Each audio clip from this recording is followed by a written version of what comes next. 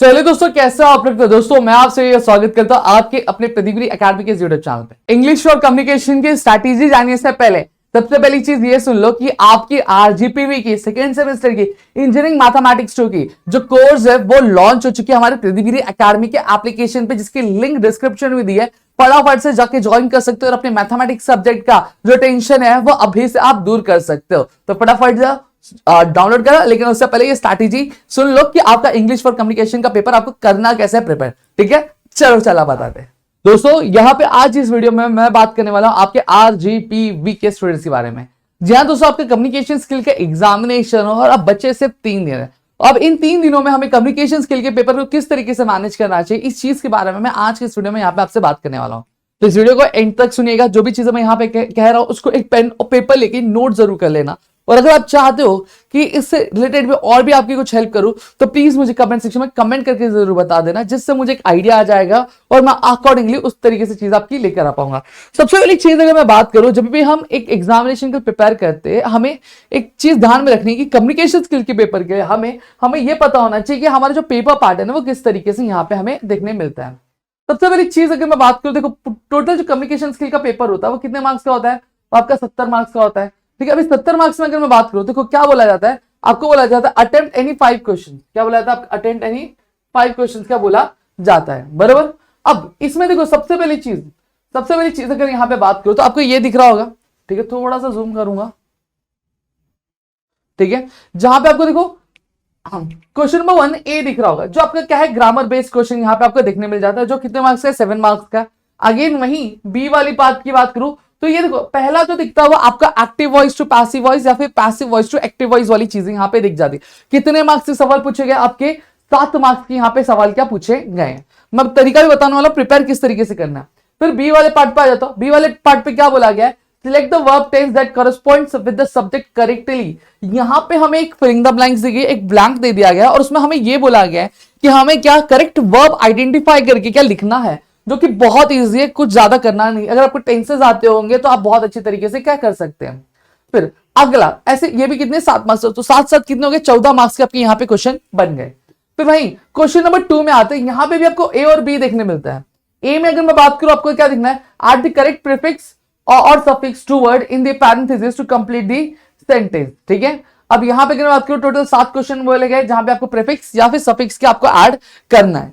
ठीक है, फिर वहीं बी पे अगर मैं बात करूं तो आपका क्या आ जाता है? एंटोनियम्स आ जाता है। ठीक है, जहां पे आपको बोला है क्या कि आपको एंटोनिम्स लिखना है, यहां पे आपको सिनोनिम्स भी बोले जा सकता है, फिर एंटोनिम यानी मीनिंग लिखने बोली जाएगी, या फिर आपके जो अपोजिट वर्ड्स होते हैं वो आपको लिखने के लिए बोला जा सकता है। अब ऐसे कुल अगर मैं बात करूं तो सीधा सीधा जो मुझे दिखाई दे रहा 28 मार्क्स का, 28 मार्क्स का तो केवल ग्रामर ही है। आप समझ सकते हो कि ग्रामर कितना आपके लिए इंपॉर्टेंट बन गया। अब इन चीजों को करना किस तरीके से वो मैं बताता हूं। देखो आपको ज्यादा कुछ नहीं करना है, ज्यादा मेहनत नहीं करना है, मैं आपको बता रहा हूं। एक तरीका क्या होता है वो बताता हूं और फिर कहां से करना है ये भी चीज मैं आपको यहां पे समझा देता हूं। ठीक है, सबसे पहली चीज आपको करना क्या है, आपको हर एक जो टॉपिक से, जैसे अब यहां पे मैं अगर देखूंगा तो यहां पे मुझे एक्टिव वॉइस दिखने मिल जा रहा है, तो फिर पैसिव वॉइस दो मेरा, active voice to passive voice या फिर इनवर्स सकता है passive voice to active voice देखने मिल जा रहा है। फिर मैं यहाँ पे देख रहा हूँ मुझे टेंसेस वाले क्वेश्चन दिख जा रहे हैं जो वर्ब से रिलेटेड है।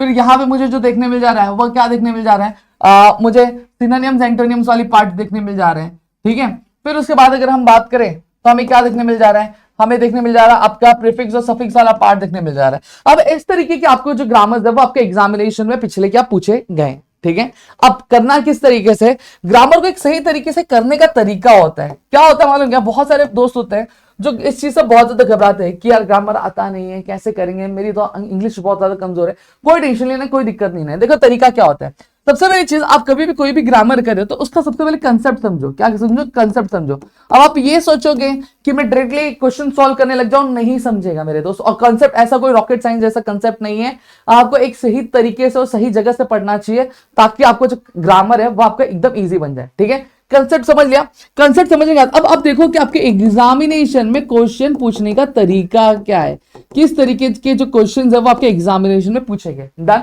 ये चीज है। अभी पता कैसे चलेगा सर?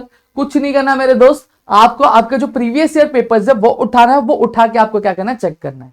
ये चेक कर लिया, अभी एग्जामिनेशन में चेक करना है। अब आपको क्या करना है? प्रैक्टिस करनी है। अब उसी तरीके की क्वेश्चंस की आपको क्या करनी है? प्रैक्टिस क्या करती रहनी है।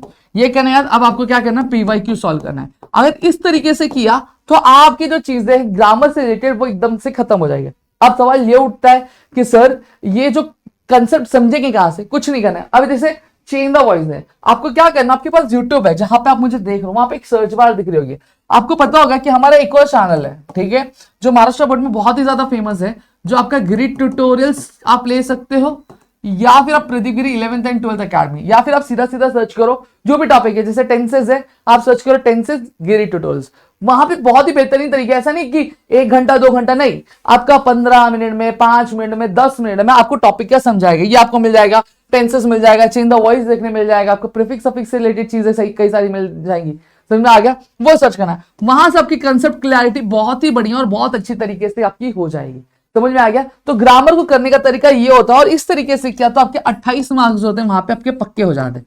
हाँ, लेकिन हाँ, इस 28 मार्क्स में जो 7 मार्क्स का थोड़ा सा यहाँ पे है सिनोनिम्स और एंटोनिम्स। सिनोनिम्स और एंटोनिम्स के आपको क्या करना, आपके पीवाईक्यूज के सारे जो सिनोनिम्स एंटोनिम्स है वो कर लो, ठीक है। इसमें थोड़ी वोकैबुलरी थोड़ा चाहिए रहता है, आपके कॉलेज में जो टीचर्स ने आपको दिया रहेगा कुछ नोट्स वगैरह, उसको फॉलो कर लेना सिनोनिम्स और एंटोनिम्स के लिए। डन, इतनी चीजें। अब 3, अब 2 क्वेश्चन अटेंड कर लिया, 5 क्वेश्चन है, 5 में से 2 हमने करना कैसे वो समझ लिया। फिर अब आता है क्या कि A3 वाला, describe the benefits and the drawback of the communication. फिर B क्या, explain the communication cycle and process. यहां पे देखो बेनिफिट्स और बेनिफिट्स पूछा गया, और साथ ही साथ लिमिटेशंस क्या वो पूछी गई कम्युनिकेशन की। फिर पूछा गया प्रोसेस क्या कम्युनिकेशन का, समझ में आ गया कि नहीं आ गया। तो देखो यहाँ पे राइटिंग स्किल से रिलेटेड चीजें यहाँ पे आपकी पूछी गई है। अब इसको कैसे डील आउट करना है इसके बारे में थोड़ा सा आपको बता देता हूं।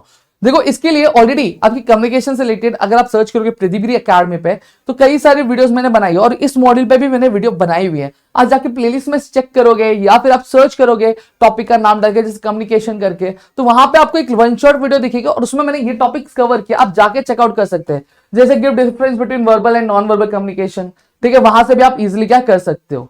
क्लियर हो गया। फिर उसके बाद क्या बोला गया, how do you right a trouble report, explain the structure of report and it's purpose. कुछ नहीं बोला है कि ट्रबल रिपोर्ट लिखी कैसे जाती है, फिर उसका फॉर्मेट बताने बोला, फॉर्मेट ड्रॉ कर दो, फॉर्मेट ड्रॉ के आपको फॉर्मेट क्या करना एक्सप्लेन करने के लिए बोला गया है। इस तरीके से समझ में आ गया। अब राइटिंग स्किल से गिव हाँ, इसी तरीके से चीजें यहाँ पे क्या आपको बोली गई है।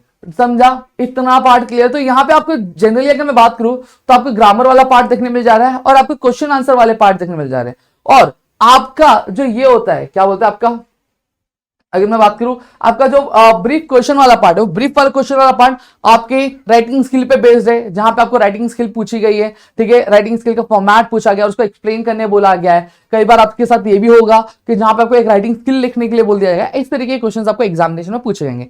समझ में आ गया। तो ये चीज आपको इस तरीके से करनी है। राइटिंग स्किल से भी रिलेटेड मैं आपको चीजें बता देता हूं कि when we do talk about writing skill, तो राइटिंग स्किल में सबसे इंपॉर्टेंट चीज जो बन जाती है वो यह बनता है कि आपका फॉर्मेट बन जाता है, ठीक है। आपको राइटिंग स्किल का फॉर्मेट पता होना चाहिए। समझ में आया है कि नहीं।